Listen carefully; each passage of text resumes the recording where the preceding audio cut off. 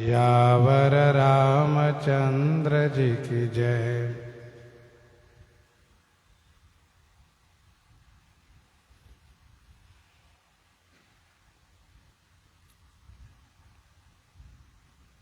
गोस्वामी जी महाराज पूर्व प्रसंग में वर्णन किए। श्री विभीषण जी महाराज ने रावण से सविनय प्रार्थना करते हुए कहा कि आप श्री सीता जी को लौटा करके श्री राम जी से विरोध छोड़ दीजिए। फिर इसके बाद विभीषण जी ने रावण को मृत्यु का भय भी दिखाया।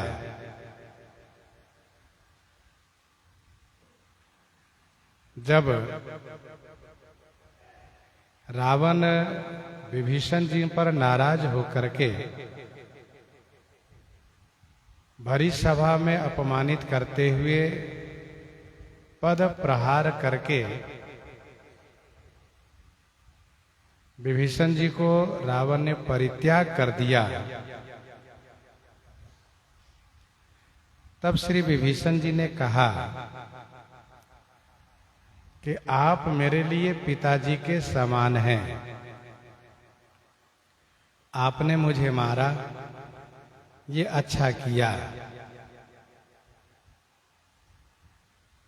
लेकिन आपका हित तो श्री राम जी के भजन करने से ही होगा।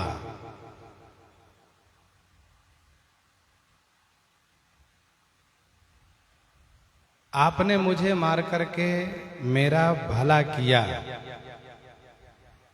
विभीषण जी रावण के द्वारा पद प्रहार करने पर क्या भलाई देख रहे हैं?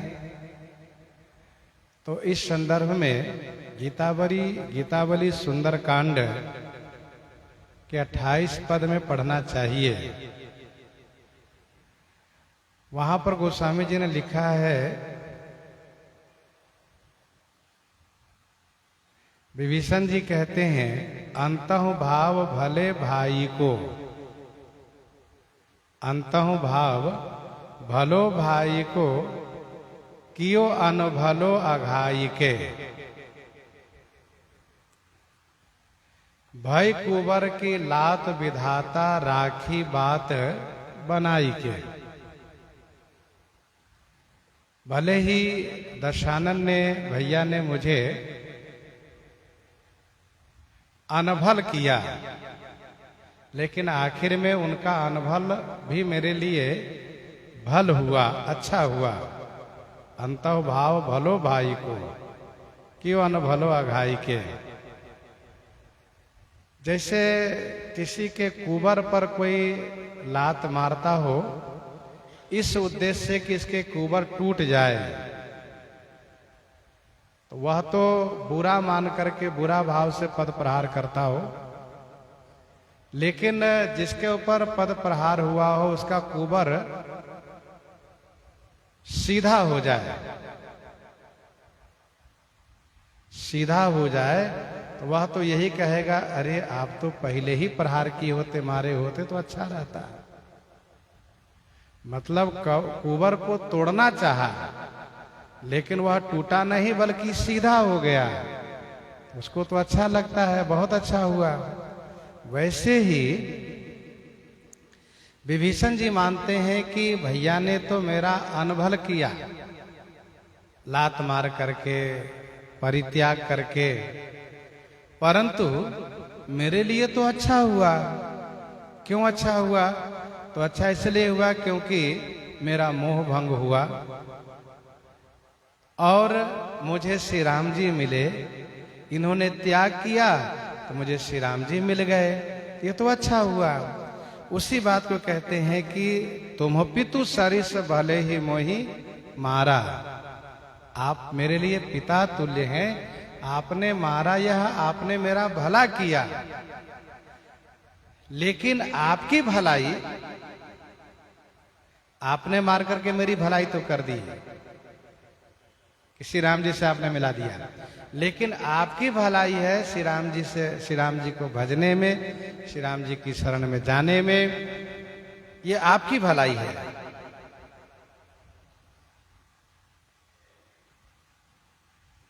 विभीषण जी महाराज पूर्व जन्म में जब धर्म रुचि नाम के मंत्री थे, तब भी प्रताप भानु को धर्म, भक्ति, भजन की शिक्षा दिया करते थे।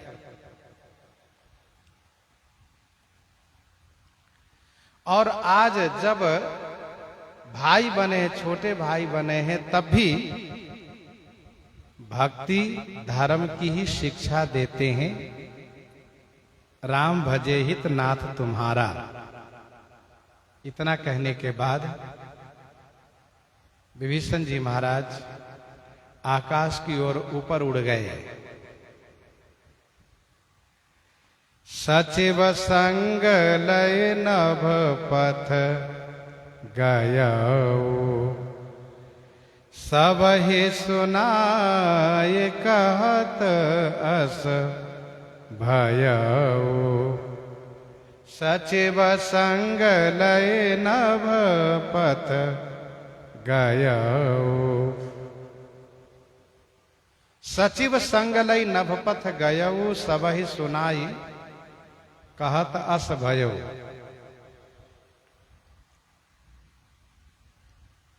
सचिव माने मंत्री जी को अपने साथ में लेकर के नभपथ गए, आकाश मार्ग में चले गए। और सब ही सुनाई कहत अस भयऊ,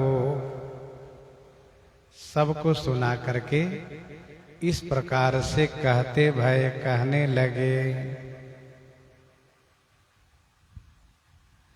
सचिव संग लय नभपथ गयऊ, सब ही सुनाई कहत अस भयऊ।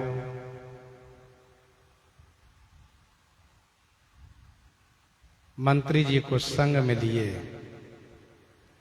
विभीषण जी महाराज जब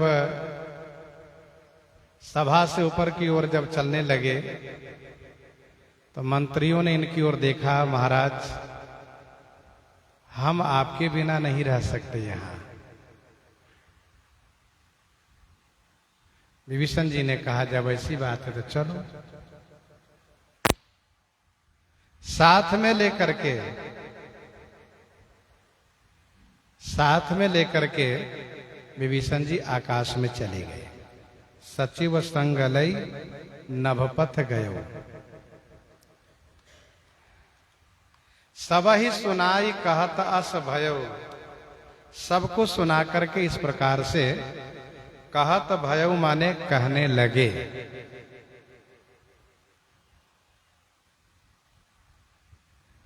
इनके 4 मंत्री हैं, जिनका नाम है अनल, पनस, संपाति, प्रमति। अनल, पनस, संपाति, प्रमाति, ये 4 इनके मंत्री हैं।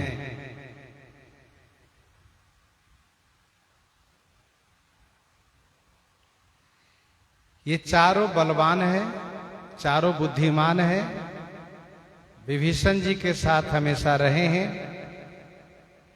क्योंकि विभीषण जी शुरू से, प्रारंभ से लंका के राज्य का संचालन करते आए हैं, तो इनका मंत्री इनके साथ हमेशा रहा है। ये चारों मंत्री बड़े स्वामी भक्त हैं। विभीषण जी जैसे राजसभा से ऊपर की ओर चलने लगे, वैसे साथ हो लिए।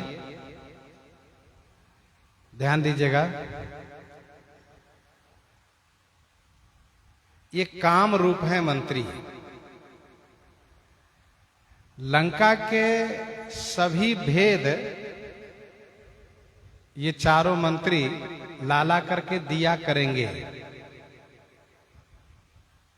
कब? जब श्री विभीषण जी श्री राम जी के पास रहेंगे तब। और ये जाएंगे कैसे? कहा पक्षी आदि का वेश बना करके, पक्षी आदि का वेश बनाकर जाएंगे, लंका में घूम करके वहां के सारे भेद लेकर के आ जाया करेंगे। आगे आप सुनेंगे विभीषण जी कहेंगे कि मेघनाद मकरय पावन। तो विभीषण जी को सूचना कैसे मिलती है? इन्हीं मंत्री के द्वारा। नाथ करई रावण एक जागा, सिद्ध भय नहीं मरही अभागा। ये सूचना मंत्रियों से प्राप्त करते हैं। चारों मंत्रियों ने देखा कि जब हमारे महाराज विभीषण जी को महाराज दशानन निष्कासित कर दिए हैं, त्याग कर दिए हैं, तो हम तो इन्हीं के साथ रहेंगे। जहां हमारे विभीषण जी रहेंगे वहीं साथ रहेंगे, और हमारे लायक जो सेवा होगी हम सेवा किया करेंगे। विभीषण जी ने भी सोचा कि चारों चलेंगे, कोई बात नहीं है, कम से कम श्री रघुनाथ जी के पास जाकर के उनकी सेवा तो हम लोग कर लें। दूसरी एक विशेष बात यह है कि राज्य सप्तांग होता है, राज्य सप्तांग होता है। स्वामी, मंत्री, मित्र, कोष,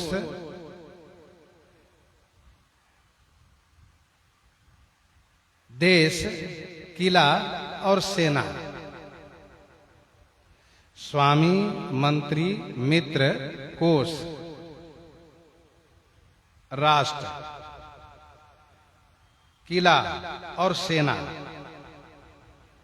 ये सप्तांग राज्य माने जाते हैं।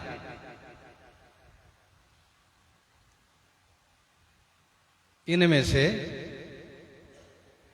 जिस राजा के साथ मंत्री नीतिवान हो, धर्मज्ञ हो और हमेशा राजा के साथ रहते हो, तो उस राजा का राज्य यदि चला भी जाता हो, उस राजा का राज्य यदि चला भी जाता हो, तो फिर उस राजा को राज्य पुनः प्राप्त होता है। फिर उस राजा को राज्य पुनः प्राप्त होता है। सप्तांग राज्य में राजा का सबसे महत्वपूर्ण अंग होता है मंत्री। आपने अभी सुना, स्वामी, मंत्री, मित्र, कोष, राष्ट्र, किला और सेना, ये सप्तांग है। तो इन सप्तांग में से सबसे महत्वपूर्ण अंग है मंत्री। श्री सुग्रीव के जीवन में संकट आता है, श्री सुग्रीव जी के जीवन में संकट आता है, उनका सब छूट जाता है, सब छूट जाता, लेकिन मंत्री साथ होते हैं। विभीषण जी के जीवन में भी ऐसा है कि सब छूट जाता है, घर, पत्नी, परिवार सब छूट जाता है, लेकिन मंत्री साथ में रहते हैं, और मंत्री के साथ में होने से पुनः राज्य प्राप्त होता है।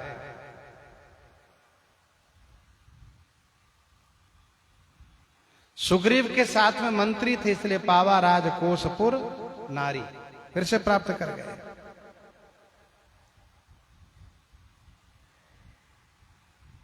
तो ये चारों मंत्री विभीषण जी के साथ रहेंगे, श्री राम जी के पास रहेंगे। लंका की सारी गतिविधि, रात्रि में क्या चर्चा हो रही है, क्या योजना बन रही है, ये सारी गतिविधि, सारा भेद ये चारों ला करके विभीषण को दिया करेंगे। ये इनकी सेवा रहेगी। विभीषण जी महाराज सब ही सुनाई कहत अस भयो, सबको सुनाकर के इस प्रकार से कहने लगे। अच्छा, असुर होने के नाते आकाशगामी होते हैं। ऐसा नहीं कि विभीषण जी विमान से आकाश में चले गए और नभयान से चलेंगे सो बात नहीं है, क्योंकि विभीषण जी सभा के बाद घर की ओर गए नहीं और लंका से कुछ भी इन्होंने चाहा नहीं। इसीलिए विभीषण जी आकाश मार्ग से चलकर आए हैं, विमान से नहीं। सब ही सुनाई कहत अस भयो, सबको सुनाकर के इस प्रकार से कहने लगे। विभीषण जी संत हैं, गोस्वामी जी महाराज इनको संत के रूप में प्रस्तुत कर रहे हैं। विभीषण जी में कोई रोष नहीं है, हाँ ग्लानि जरूर है, दुख जरूर है कि बड़ी सभा में भैया ने मुझे पद प्रहार किया है, अपमान किया है, अनादर किया है, उन्होंने मुझे परित्याग किया, इस बात को दुख जरूर है। लेकिन उनको रावण के प्रति कोई रोष नहीं है। संत जब किसी के कल्याण की बात सोचते हैं और उसमें यदि अपमान भी होता है तो उस अपमान को लेकर के वे रोष नहीं करते, भगवान की इच्छा पर छोड़ देते हैं।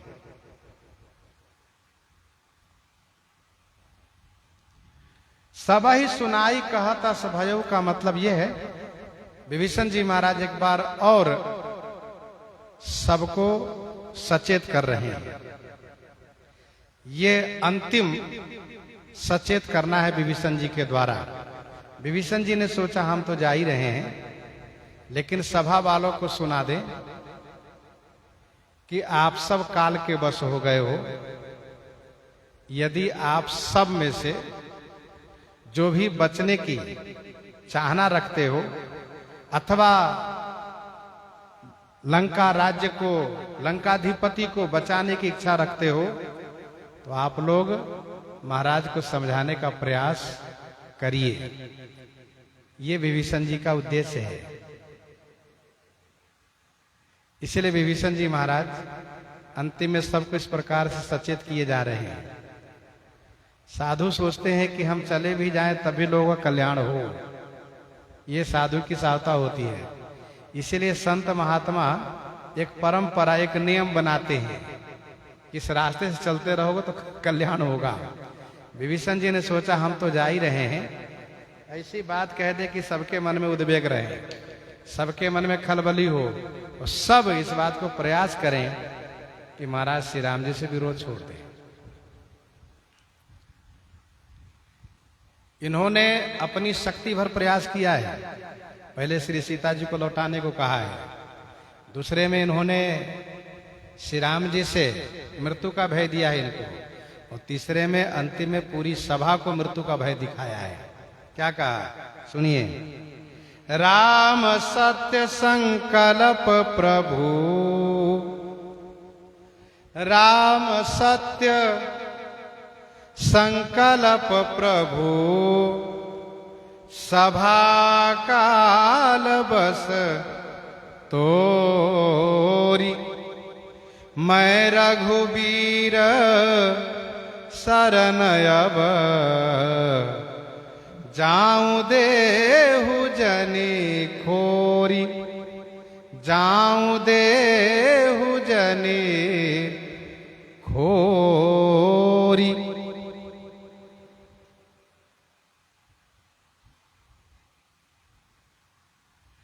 राम सत्य संकल्प प्रभु, सभा काल बस तोरी, मैं रघुवीर शरण अब, जाऊं देहु जनी खोरी।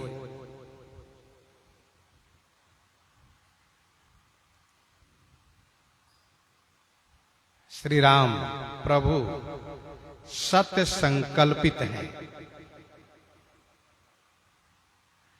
और तुम्हारी सभा काल के बस में है। मैं अब रघुवीर की शरण में जा रहा हूं, मैं अब रघुवीर के शरण में जा रहा हूं।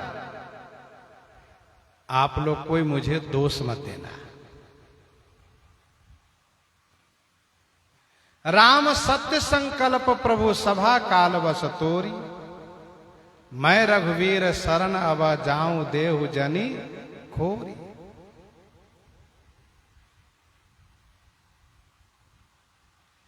श्री राम प्रभु सत्य संकल्प हैं।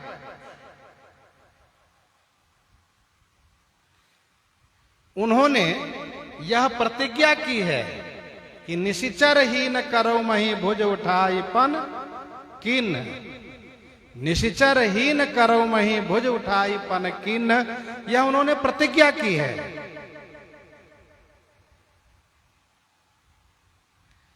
और उस प्रतिज्ञा को उन्होंने श्री जटायु जी के सामने दोहराया भी है कि सीता हरण तात जनि कहो पिता सन जाई, जो मैं रामत कुल सहित कहीं दशानन आई।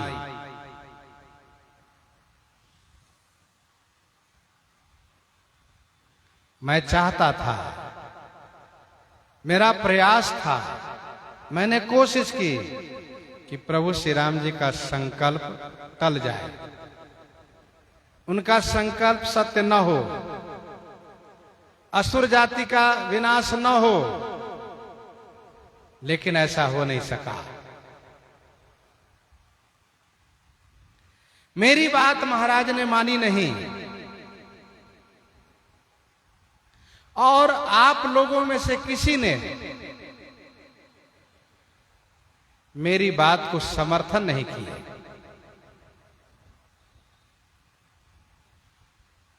वास्तव में विभीषण जी महाराज ने जो बातें कही है और इनके साथ रावण ने जो अन्याय किया है, इस पर सभा में से किसी ने आवाज नहीं उठाई। ना तो इनकी बात को समर्थन में किसी ने आवाज उठाई और ना इनके साथ अन्याय होने पर किसी ने आवाज उठाई। सभा में सभासदों का यह कर्तव्य होता है कि यदि इस राजा के द्वारा अन्याय हो रहा हो, गलत हो रहा हो, तो आवाज उठाना चाहिए, विरोध करना चाहिए। पर किसी ने हिम्मत नहीं की। ये सभा वालों का भी अपराध है। राज्यसभा में जाने का एक नियम होता है, वहां के क्या नियम कानून है उसको जानना चाहिए, तथा कब किस बात को लेकर के विरोध करना है और कब किस बात को लेकर के समर्थन करना है, इसको भी ख्याल रखना चाहिए। और ख्याल में सबसे बड़ी बात यह है कि गलत का विरोध होना चाहिए और सत्य का समर्थन होना चाहिए, नहीं तो सभा में जाना ही नहीं चाहिए। महाभारत में ऐसा वर्णन है, वह सभा नहीं है जहां वृद्ध न हो, वह वृद्ध नहीं है जो धर्म की बात न कहते हो, वह सभा नहीं है जिसमें वृद्ध न हो, वह वृद्ध नहीं है जो धर्म की बात न करते हो, वह धर्म नहीं है जिस धर्म में सच्चाई न हो, वह सच्चाई नहीं है जिसमें छल हो। तो सभासदों को इन सभी बातों का ख्याल रखना चाहिए, ध्यान रखना चाहिए। लेकिन यहां सभा में हितमत तो हिन लागत कैसे काल विवश कहां भेषज जैसे स्थिति बन गई है।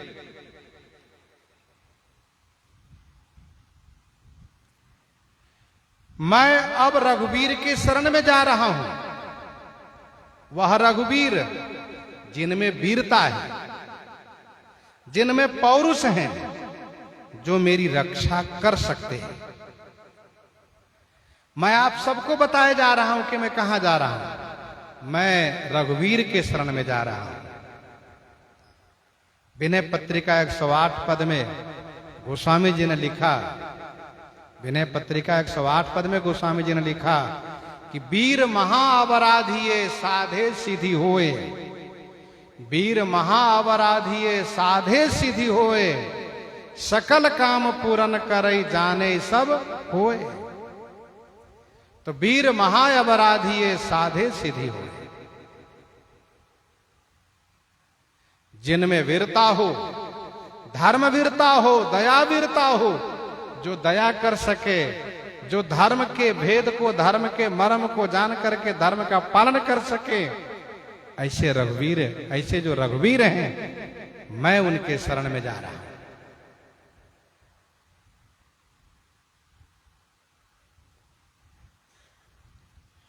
मैं रघुवीर शरण अब जाऊं देहु जनि खोरी।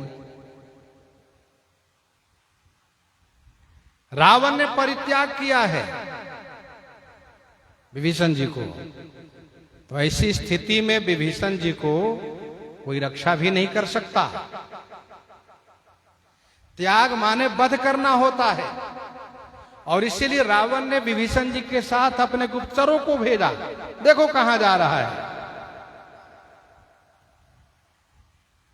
और श्री राम जी ने अपने मंत्रिमंडल में जब विभीषण जी के शरण आने पर विचार करते हैं, तो वहां पर स्पष्ट रूप से श्री लक्ष्मण जी कहते हैं, सरकार, रावण रिपुहि राखि रघुवर बिनु, रावण रिपुहि राखि रघुवर बिनु को त्रिभुवन पति पाई है।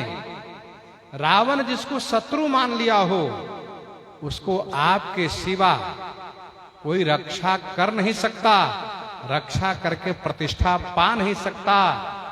रावण जिसको त्याग किया है, जिससे विरोध माना है, उसको फिर जिंदा भी नहीं छोड़ सकता। लेकिन श्री राम जी रघुवीर हैं, श्री राम जी रक्षा करने में सक्षम है। जिन्हें काल से भय हो, जिन्हें मृत्यु से भय हो, और लग रहा हो कि मुझे मृत्यु पीछा किया है, काल पीछा किया है, वह भी यदि श्री राम जी की शरण में जाएगा तो उसकी भी रक्षा हो जाएगी। अजामिल जमदूत के सामने भगवान का नाम भगवान की दृष्टि से नहीं लिया, वो तो बेटे का नाम लिया, लेकिन नाम का प्रभाव ये हुआ कि जमदूत वहां से भगवान के पार्षद द्वारा परास्त होकर के चले जाते हैं, और अजामिल हरिद्वार में जाकर के तपस्या करके भगवान के धाम को पाते हैं। तो भगवत शरणागति यदि हो जाए तो भगवान रक्षा करते हैं। विभीषण जी को श्री राम जी के अलावा कोई बचा भी नहीं सकता है। इन्होंने कहा कि मैं रघुवीर के पास जा रहा हूं, उनकी शरण में जा रहा हूं।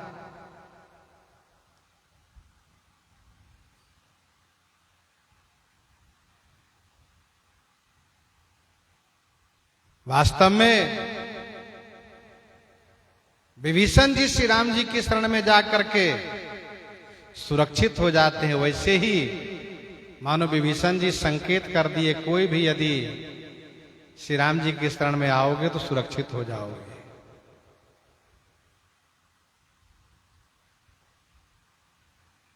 क्योंकि शरण गए प्रभु, शरण गए प्रभु ताहु न त्यागा, विश्वद्रोह कृत अघजे ही लागा। शरण गए प्रभु ताहु न त्यागा, विश्वद्रोह कृत अघजे ही लागा। तो विभीषण जी महाराज कहते हैं, मैं रघुवीर शरण अब जाऊं देहु जनि खोरी। प्रश्न ये उठता है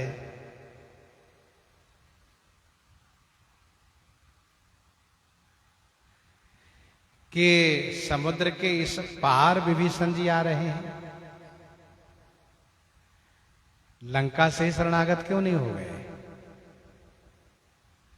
लंका से ही शरणागत हो जाते हैं, लंका में ही। इसका समाधान यह है कि जहां तक चलने की शक्ति हो वहां तक चलना चाहिए। यह विधि है, नियम है।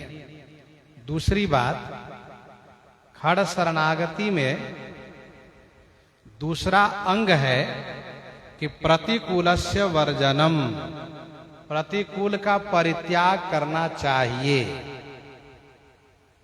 अनुकूलस्य संकल्पः प्रतिकूलस्य वर्जनम। तो दूसरा अंग यह है कि प्रतिकूल का परित्याग करना चाहिए। तो सो विभीषण जी महाराज परित्याग कर रहे हैं।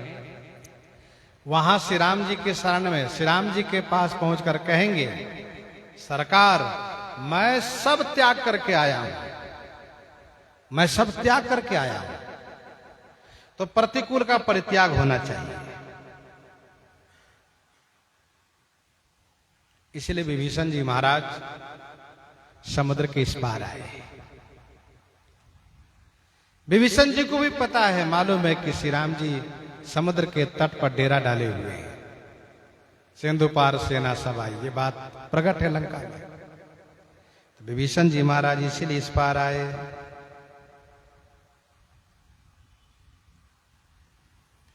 अस कही चला विभीषण जबहि आयुहीन, भय सब तबहि आयुहीन, भय सब तबहि। अस कही चला विभीषण जबहि, अस कही चला विभीषण जबहि। ऐसा कह करके विभीषण जी महाराज जैसे ही प्रस्थान किए, वैसे ही सब आयुहीन भये, सब के सब आयुहीन हो गए, सब आयुहीन हो गए। अस कही चला विभीषण जबहि आयुहीन, भय सब तबहि। जबहि माने जैसे ही विभीषण जी वहां से चले हैं, वैसे ही सब के सब आयुहीन हो गए।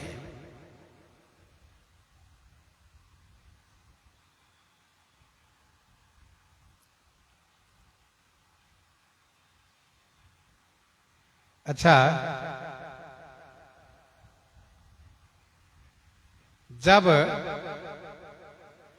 मुख से जिह्वा निकल जाएगी,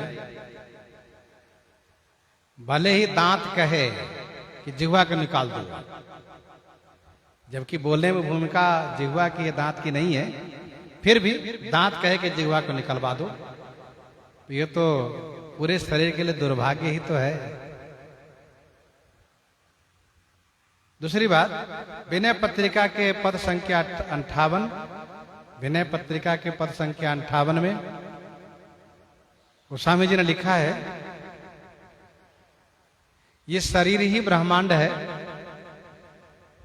प्रवृत्ति ही लंका है, मोह ही रावण है, तो जीव ही विभीषण है। शरीर ब्रह्मांड है, प्रवृत्ति ही लंका है, मोह ही रावण है, जीव ही विभीषण है। जिस शरीर से जीव निकल जाए तो शरीर मुर्दा हो जाता है, अशुद्ध हो जाता है। विभीषण जी का लंका से निकलना मानो लंका का जीवहीन होना हुआ, लंका जीवहीन हो गई। जीव भवदंघ्री सेवक विभीषण।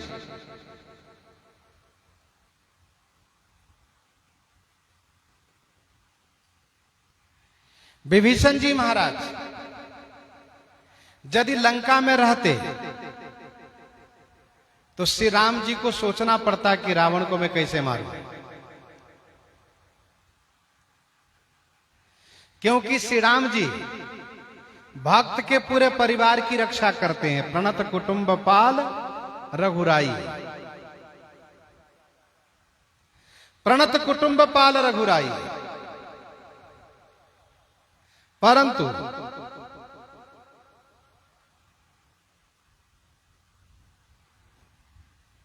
विभीषण जी महाराज जब सब त्याग करके शरण में आ गए तो अब गोस्वामी जी ने स्पष्ट कर दिया कि लंकावासी सब मुर्दा के समान हो गए, आयुहीन भय सब तबहि, सभी असुर आयुहीन हो गए।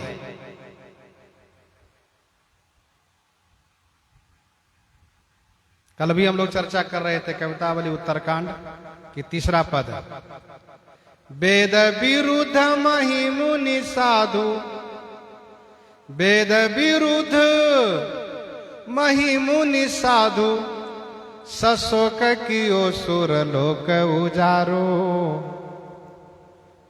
और कहाँ कहूँ तिये हरि, तब हूँ करुणा कर कोपन धारो। सेवक छोहत छाड़ी क्षमा, तुलसी लख्यो राम स्वभाव तिहारो, तौलो न दाप दल्यो 10 कंधर, जौलो विभीषण लात न मारो, जौलो विभीषण लात न मारो। भगवान श्री राम जी ने तब तक 10 कंधर के गर्भ को नाश नहीं किया है जब तक कि उसने विभीषण जी पर पद प्रहार नहीं किया है। तौलो न दाप दल्यो 10 कंधर, कब लो जौलो विभीषण लात न मारो। तो विभीषण जी महाराज लंका से चल दिए, सभी आयुहीन हो गए, सब मुर्दे हो गए। भगवान शिव कहते हैं साधु अवज्ञा तुरत भवानी, कर कल्याण अखिल कै हानि, साधु अवज्ञा तुरत भवानी, कर कल्याण अखिल कै हानि। हे भवानी, साधु अवज्ञा तुरत, साधु की अवज्ञा माने अनादर करने का तुरत फल मिलता है क्या? अखिल कर कल्याण कई हानि, अखिल माने संपूर्ण कल्याणों की हानि हो जाती है।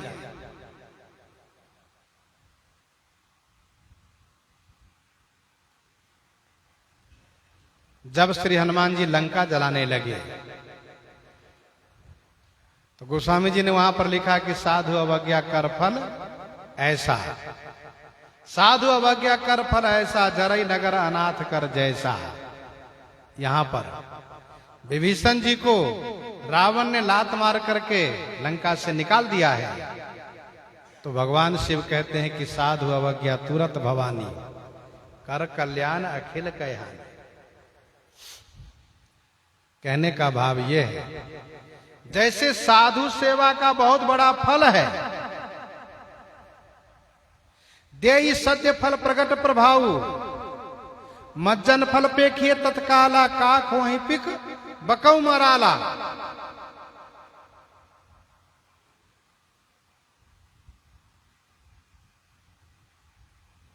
सुनी आचरज करे जनी कोई, सतसंगति महिमा नहीं हुई।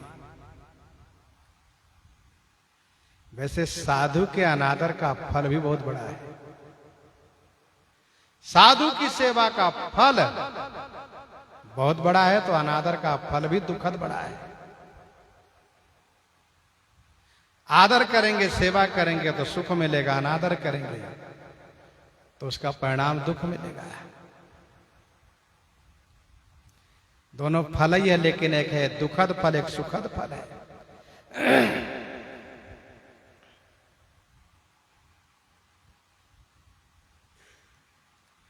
दुर्वासा जी श्री शंकर जी के अवतार है, ब्राह्मण है, ब्रह्मर्षि है, लेकिन एक क्षत्रिय राजा भक्त अम्बरीश जी का उन्होंने अमंगल चाहा, मारना चाहा, तो परिणाम ये हुआ कि दुर्वासा जी को बहुत दुख सहना पड़ा। दुर्वासा को मन ही मन खटकी, बहुत दुख सहना पड़ा। यथा चक्र भय ऋषि दुर्वासा, वर्षों उन्हें दुख सहना पड़ा।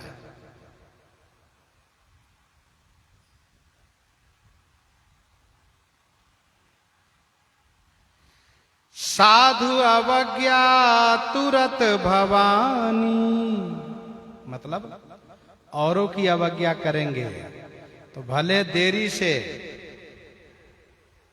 2-4 कल्याण की हानि होगी, कुछ हानि होगी, लेकिन साधु की अवज्ञा अनादर करेंगे, अपमान करेंगे, तो श्री शंकर जी कहते हैं कि हे भवानी, संपूर्ण कल्याण की हानि हो जाएगी, संपूर्ण कल्याण की हानि हो जाएगी, कोई कल्याण बचेगा नहीं।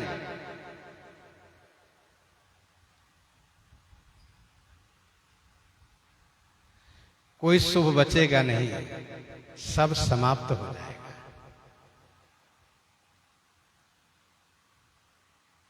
मीरा जी के जाने से राणा परिवार का विनाश हो गया, सारा वैभव समाप्त हो गया राणा परिवार का।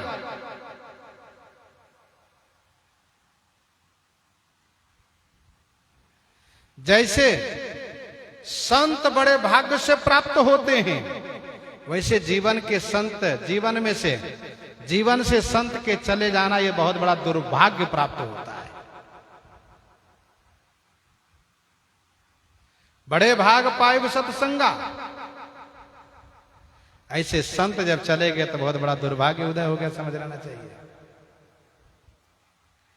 रावण जब ही विभीषण त्यागा, रावण जब ही विभीषण त्यागा,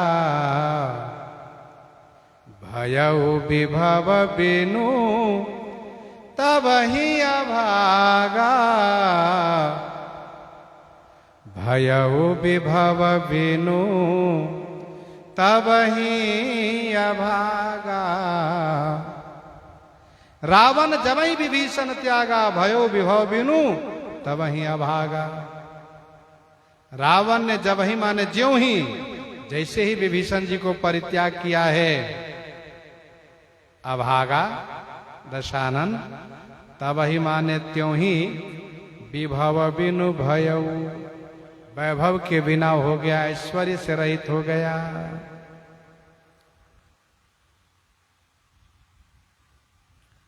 रावण संत से विमुख हो गया है। अब तक संत के सन्मुख था, क्योंकि महल के पास से विभीषण जी का घर था। विभीषण जी संत के सन्मुख रावण था, अब संत से विमुख हो गया है।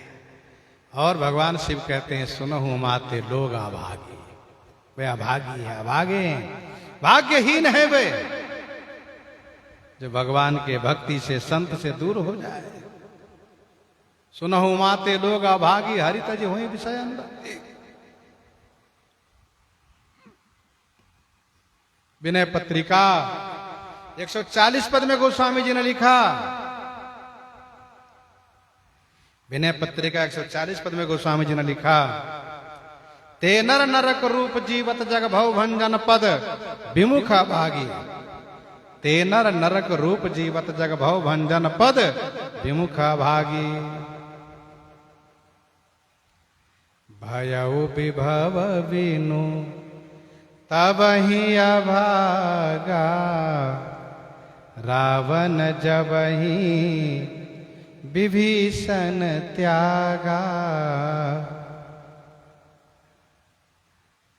विभीषण जी के नाते रावण का बचाव था, अब इसको कोई बचा नहीं सकता। संत ही तो संरक्षक होते हैं, संत के बचाने से जिंदगी रहती है।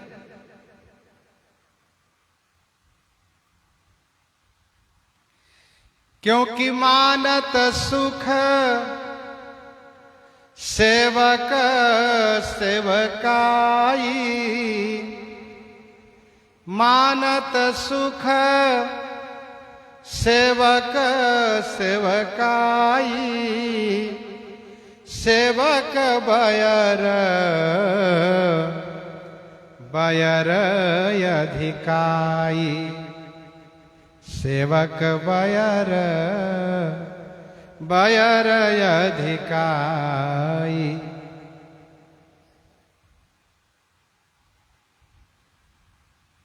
भगवान सेवक की सेवा से प्रसन्न होते हैं, सेवक से विरोध करने पर नाराज होते हैं।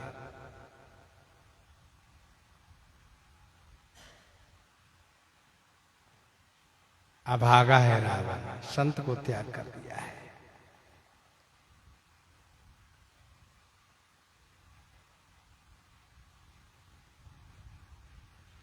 चले ओ हरसि रघुनायक पाही, करत मनोरथ बहुमन माही, करत मनोरथ बहुमन माही। चले हरसि रघुनायक पाही, करत मनोरथ बहु मन माही। हरसि रघुनायक पाही चले, हरसि माने खुश होकर के श्री रघुनाथ जी के पास चल दिए। मन माही बहु मनोरथ करत, मन में बहुत मनोरथ करते जा रहे हैं।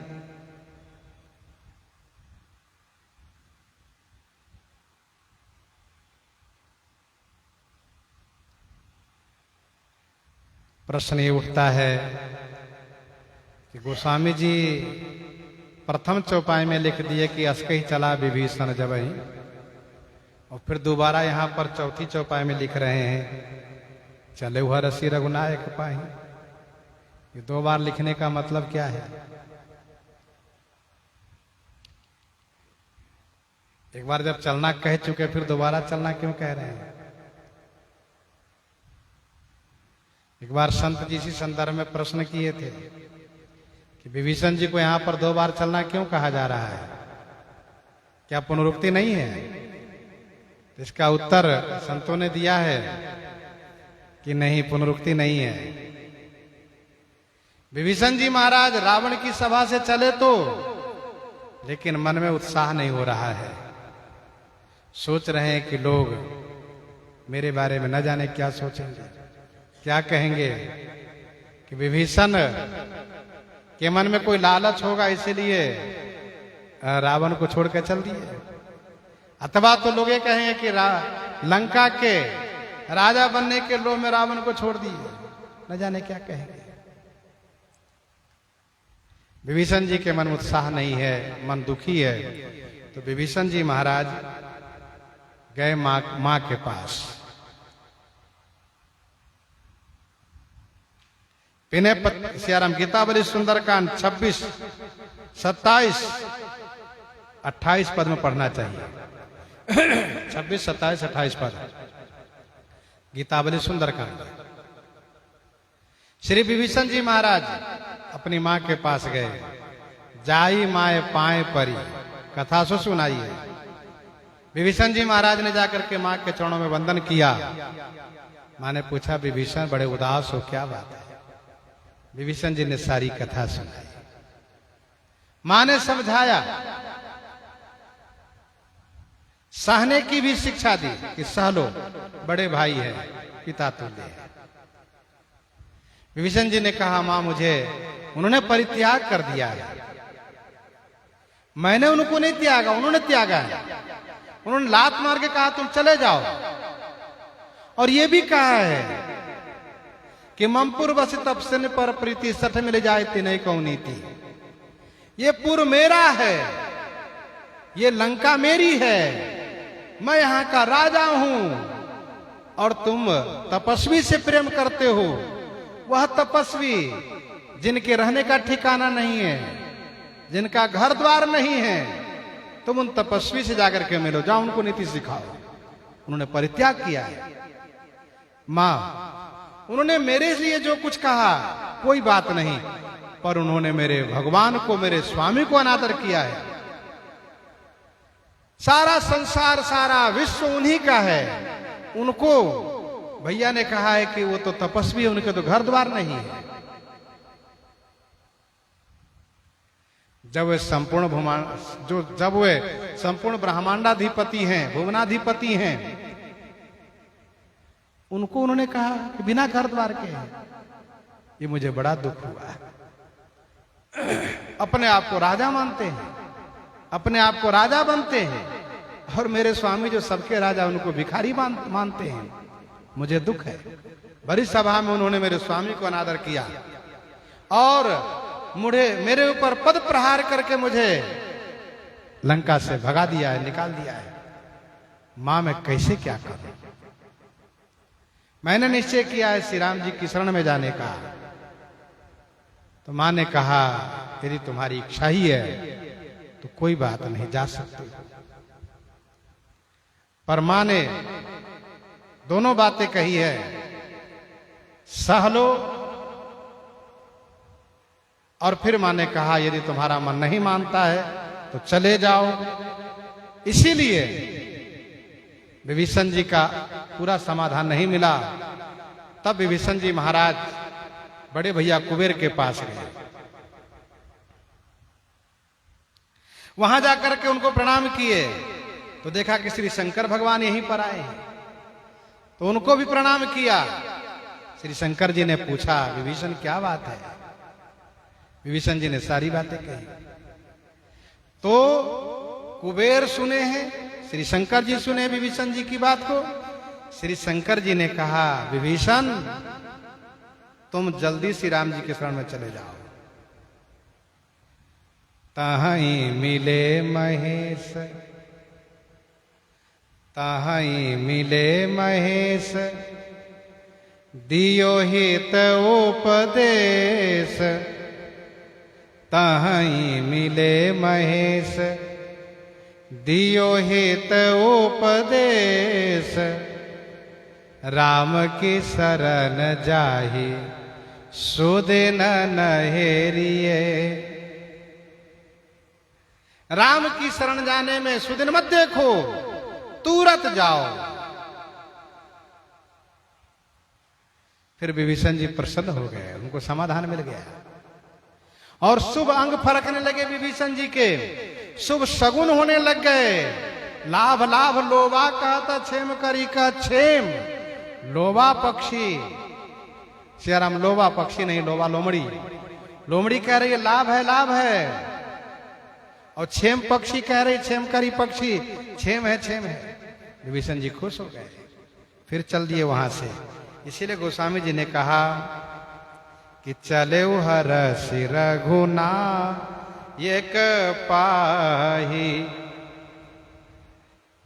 करत मनोरथ बहु मन माही। रामाज्ञा प्रश्न 5-5-7 में गोस्वामी जी ने लिखा। रामाज्ञा प्रश्न 5-5-7 में गोस्वामी जी ने लिखा कि लाभ लाभ लोभा कहता क्षेम करी का क्षेम।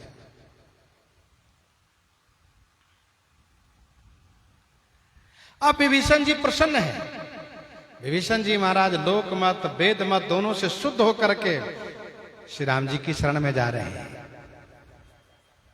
गोस्वामी जी महाराज इनको दोनों मत से शुद्ध रूप में देख रहे, परम साधु के रूप में देख रहे हैं। मन में बहुत मनोरथ करते हुए जा रहे हैं। करत मनोरथ बहु मन माही। मन में बहुत मनोरथ करते हुए जा रहे हैं। क्या मनोरथ कर रहे हैं? तो गीतावली सुंदर कांड में ही 29 और 30 पद पढ़ना चाहिए। महाराज राम जाऊंगो। महाराजा धीराज श्री राम जी की शरण में मैं जाऊंगा। वहां जो आदेश होगा मैं वही करूंगा। मैं उनका दर्शन करूंगा। उनके चरण कैसे हैं, उनका स्वभाव कैसा है, उनके बारे में बहुत सोच रहे हैं। तुलसी पट उतरे ओढ़ी हो, उबरी जूठन खई हो। ये विभीषण जी का मनोरथ है। मैं कहूंगा कि आपसे मुझे कुछ नहीं चाहिए, बिना मोल के आपके हाथ बिकने आया हूं, और आपसे मैं कुछ मांग भी नहीं करूंगा अलग से कि मेरे लिए अलग से ऐसे खाने के दीजिए, पहनने के दीजिए। आप जो कपड़े पहन करके छोड़ देंगे उसी से मैं अपना काम चला लूंगा। आप प्रसाद पाएंगे, जो छोड़ देंगे वही जूठन पा के रह लूंगा। मैं आपसे किसी वस्तु की मांग नहीं करूंगा। यह है विभीषण जी का विचार।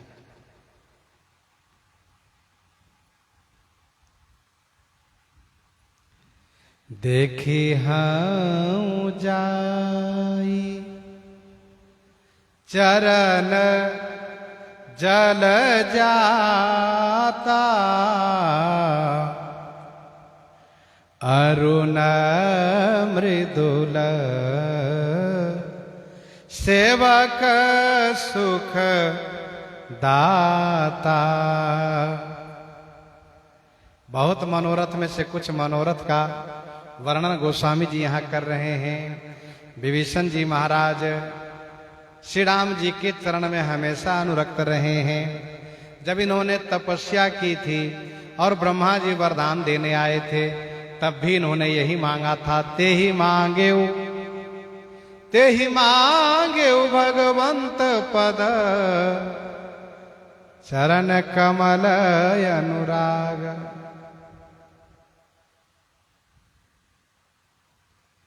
ते ही मांगे भगवंत पद कमल अनुराग।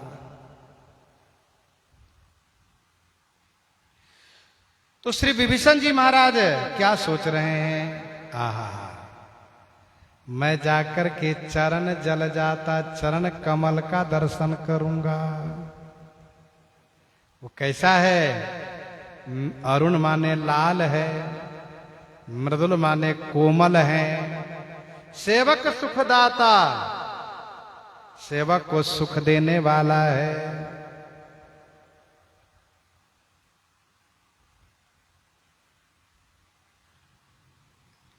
देखे हूं जाई चरण जल जाता, अरुण मृदुल से वक सुखदाता, अरुण मृदुल से वक सुखदाता।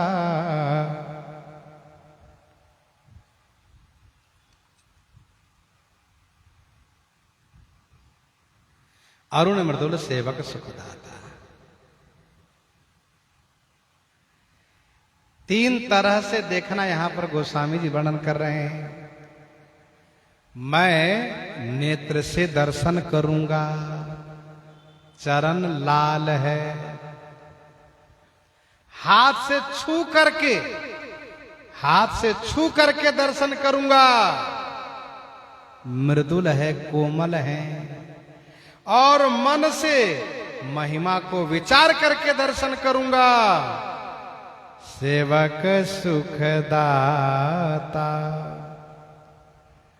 पद राजीव बरनी नहीं जाही, पद राजीव बरनी नहीं जाही। मुनि मन मधुप बसहि जिन्ह माही, मुनि मन मधुप बसहि जिन्ह माही। मैं दर्शन करूंगा। अरुण मृदुल सेवक सुखदाता। जिस चरण रज के स्पर्श होने से श्री अहिल्या तर गई, दंडक वन पवित्र हो गया, जिन चरण में भगवती श्री किशोरी जी अपने मन को लगा रखी हैं, जिस चरण से कपटी मारीच के पीछे दौड़ कर गए थे, जो चरण कमल भगवान श्री शंकर जी के हृदय रूपी सरोवर में विराजित हैं, मेरा सौभाग्य है कि मैं उन्हीं चरण का दर्शन करूंगा। खूब सुंदर विचार करते हुए समुद्र के इस पार आते हैं। प्रसंग को हम आप यहीं पर हृदयंगम करते हैं। आइए श्रवण करते हैं श्री दोहावली से।